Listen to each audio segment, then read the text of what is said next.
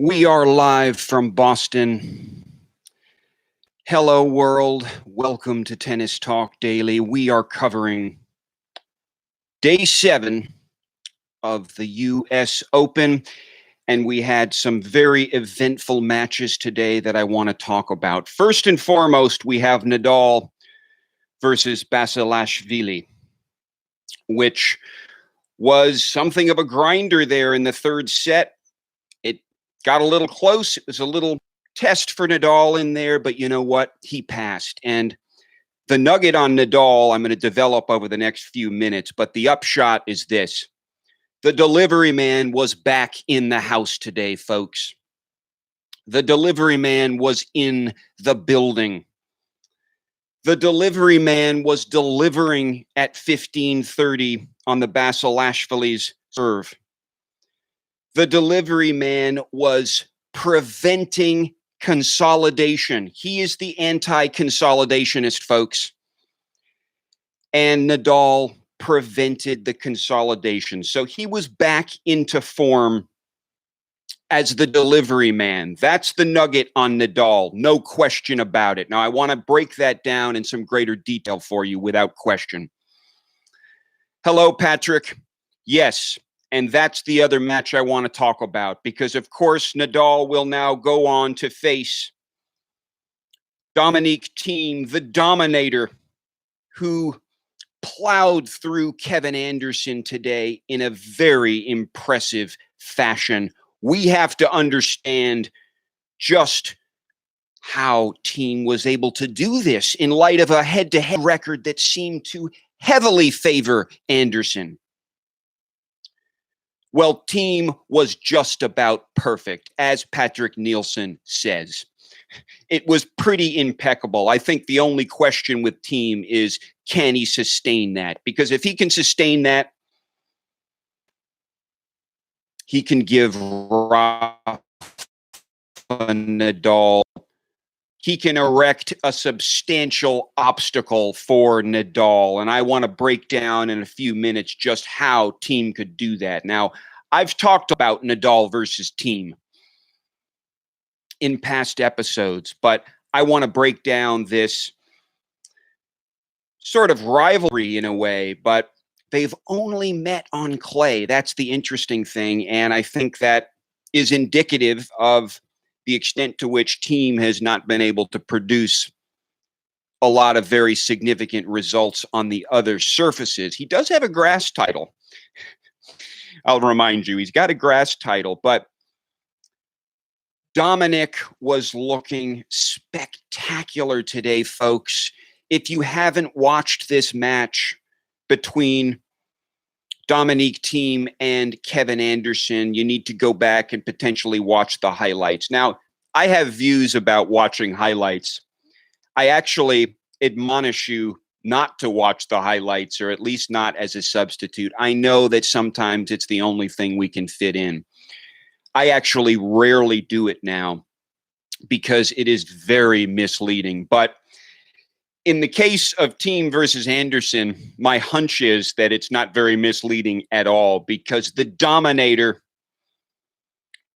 was clobbering the ball in such penetrating fashion, attacking the Anderson serve, kissing the lines. He was 100% on his first serve win percentage for the entire first set and well into the second. And throughout the match, I think Anderson was only able to win a few points on the Thiem first serve. Folks, Dominic Thiem is coming down the pike. And I think this could be a very interesting match between Thiem and Nadal, notwithstanding the fact that Nadal, for those of you just joining us, is back in the house. The delivery man is back in the house. He struggled a little bit in his third round match, to be sure. He couldn't deliver at the right points. He couldn't come into full form as the anti-consolidator. That's how we know Nadal, folks. He's the anti-consolidator. If you break him, he will prevent you from consolidating, and that's what he did to Basilashvili in both times that the Georgian was able to break the great Nadal. Nadal always delivered at 15-30 on the Basilashvilli serve, always. And he closed out this match in 4 sets. The third one was a tight one. It went to a breaker. There was an exchange of breaks, so they were dead even at 6-6 and had to go to the breaker. The final score of this entire match is Rafael Nadal, the victor, 6-3, 6-3, 6-7, 6-4. Now, the Georgian came out of the woodwork. Who was this guy? Wow, he was playing some tremendous tennis today. He won his maiden title this year at Hamburg, defeating, as I recall, Leonardo Meyer in the final. And Leonardo Meyer, I believe, was the defending champion. But he really came into form during this tournament. He deserves a ton of credit. He was attacking the great Nadal, and Nadal couldn't weather the storm sometimes. But again, at all of the critical points, at all of the 15-30s on the Georgian serve, and the breakpoint conversion rate was good too, but Nadal was in the house as the delivery man that we know. Let's talk a little bit about the stats from this match. Nadal, 19 unforced errors for the course of the match, to the Georgians' 59 unforced errors. Well, let's talk about that because, again, Basilashvili brings a real attacking game. He's an aggressive player. He takes risks. And when you take risks like that and when you go for winners, when you try to be the dictator on the court with Rafael Nadal, well, you've got exposure on your hind end, and it's going to be unforced errors, and there's going to be some mistakes. But the Georgian actually was doing what he needed to do, to be quite honest, but there were a lot of unforced errors. Nadal created 16 break points on the Basilashvili's serve, or on Basilashvili. This name is actually a pretty difficult one to pronounce. Let me say, my main insight about it is that Vili is the emphasis. So it's Basilashvili.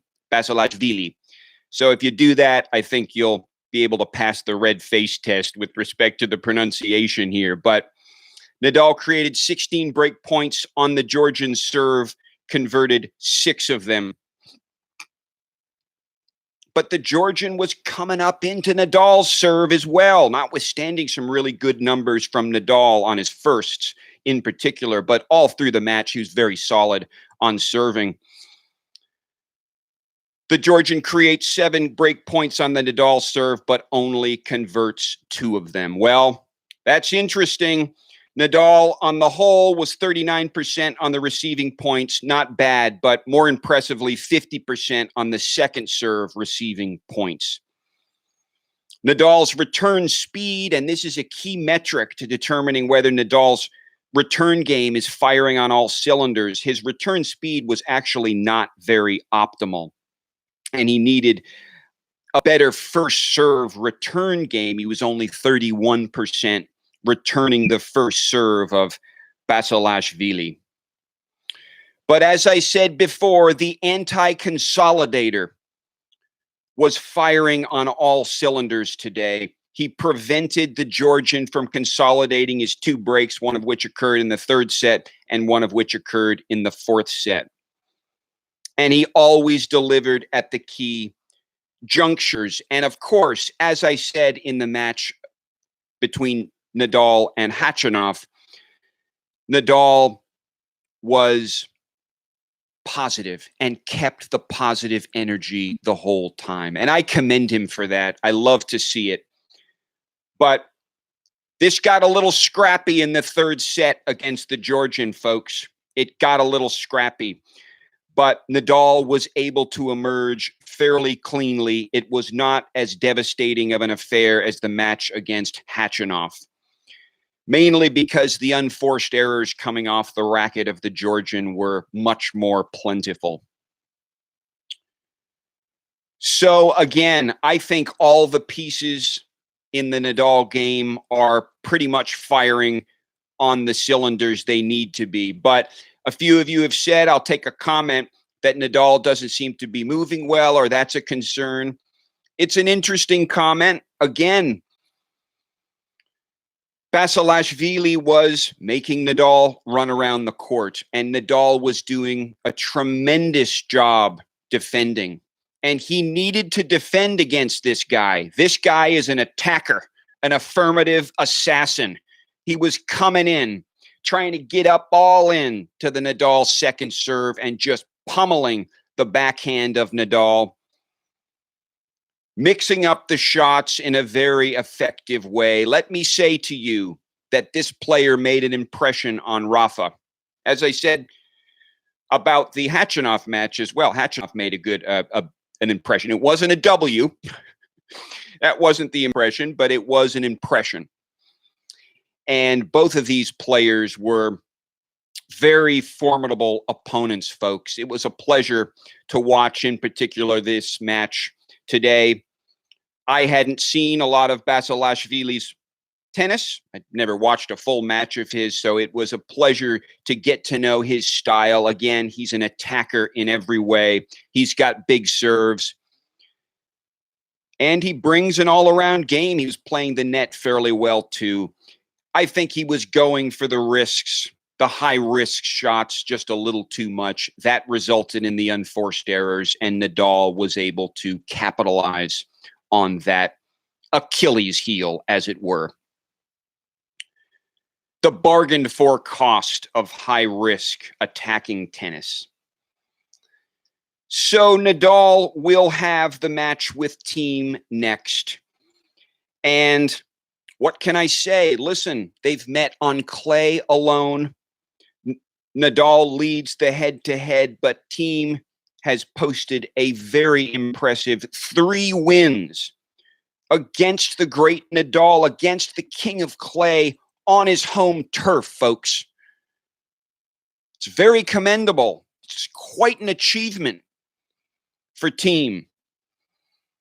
3 wins against Nadal on the red dirt. Wow. Well, if the Dominator can bring the game that he brought to Kevin Anderson today to Rafa Nadal in this U.S. Open quarterfinal, which I'm already on the edge of my seat about. If he can bring that game, and let's just look at what Thiem brought to Anderson today, folks. Let's just look. Well, on the whole, his first serve was coming in only about 50% of the time. But for the match, he was 91% on his first serve.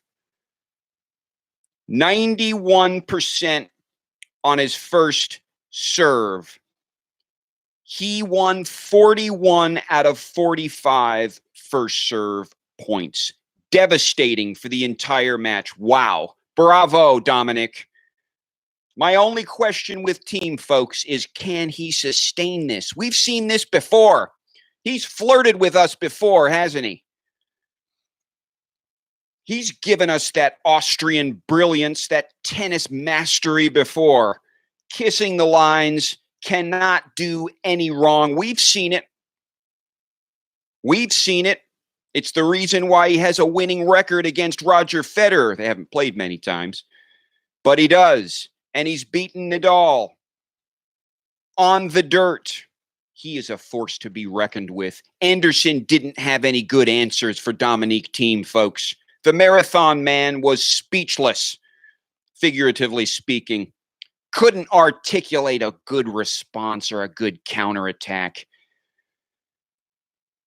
Struggling to hold up under the Dominator's aggressive, fairly flat forehands, landing right in the corners, again, kissing the lines.